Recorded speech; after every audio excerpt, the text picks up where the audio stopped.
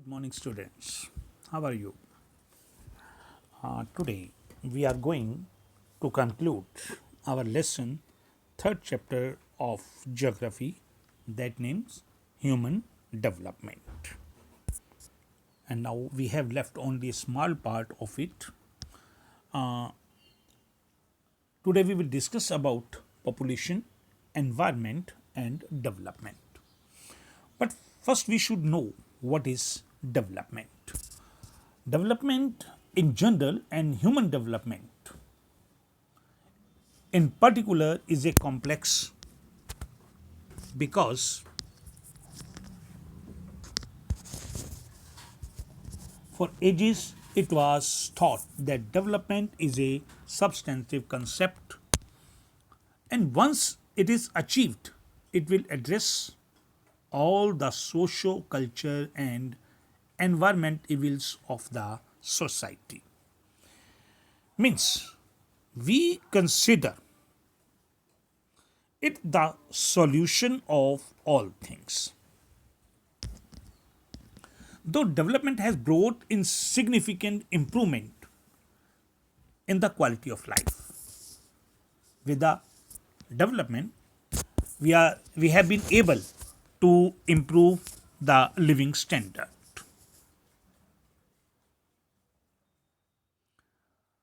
And in more than one way by but increasing it has increased regional disparities, social inequalities, discrimination, deprivations, displacement of people, and as well as there has somewhere habit has increased of violation or abuse of human rights. Because whenever development comes, it brings many evils along with it.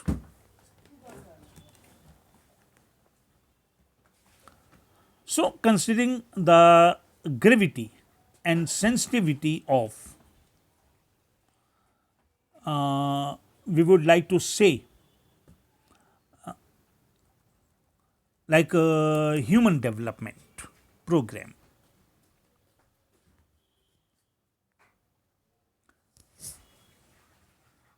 In 1993,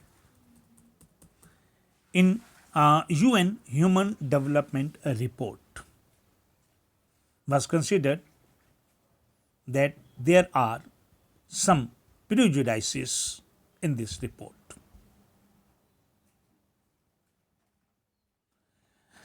And participation of people and their security, that were the main objectives, main issues discussed in this report.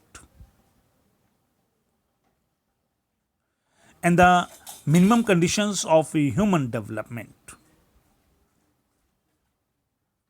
Stress was given on democratization as well as on the empowerment of society.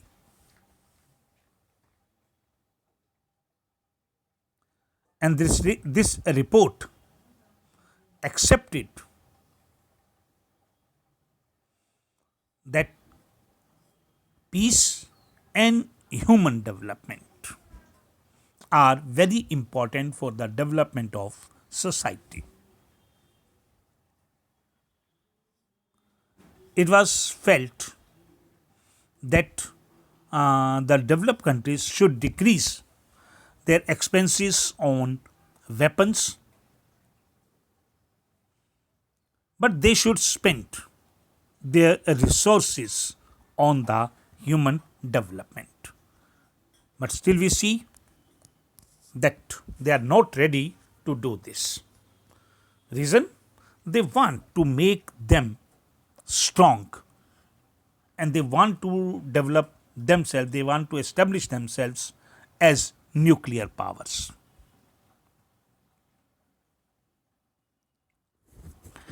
And many environmentalists, they have expressed their worries. They think that a happy peaceful social life. And population and resources, there must be balance between the two. According to them, population and resources, the difference between these two has increased after 18th century, and during last 300 years, though we have succeeded in increasing the resources, but human population has increased more rapidly than the development of resources. And this development, it helped in limited manner.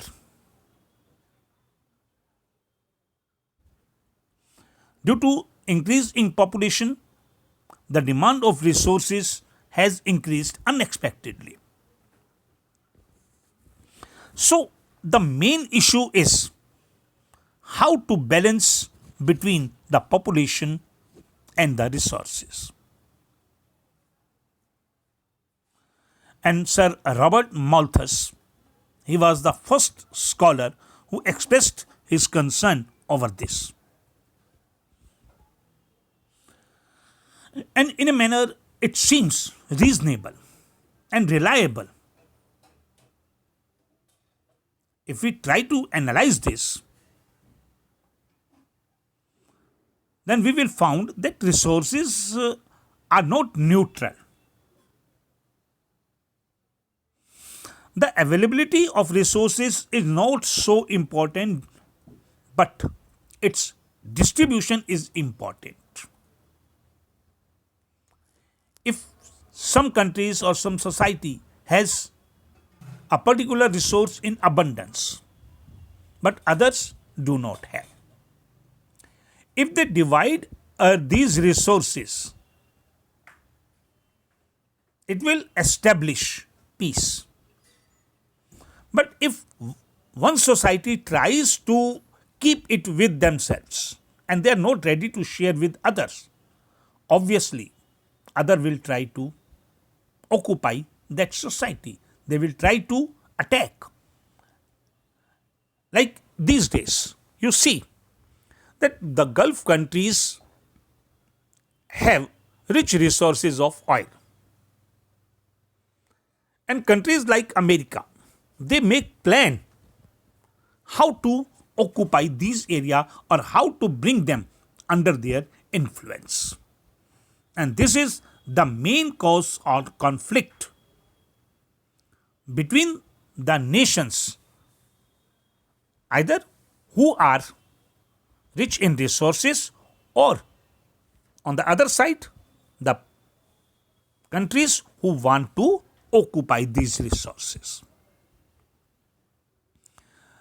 And the rich countries, because they have money, so these resources are within their reach.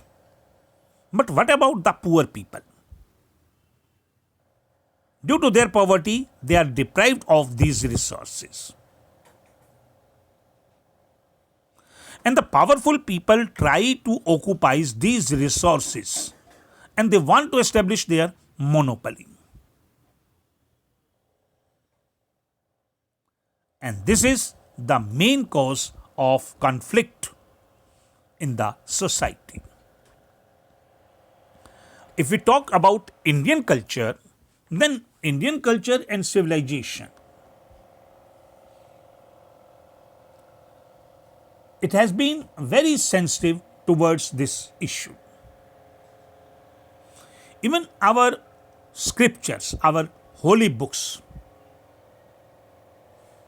they stressed on the equality not only human beings but in the society also.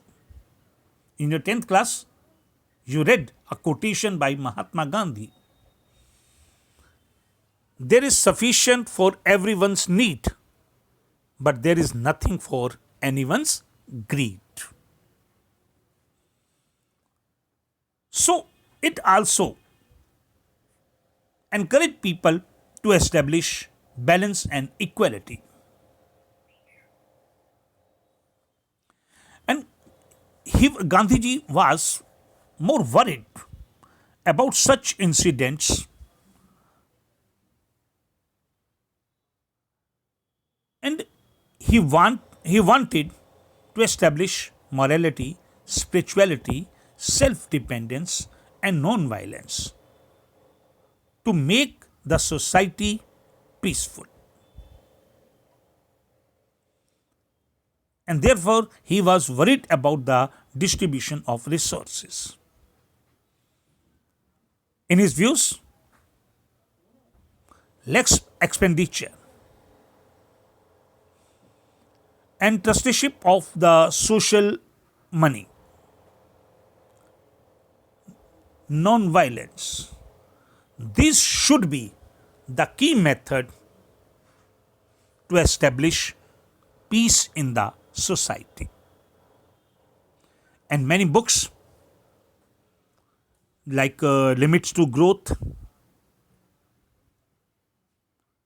and Small is Beautiful, written by Schumacher,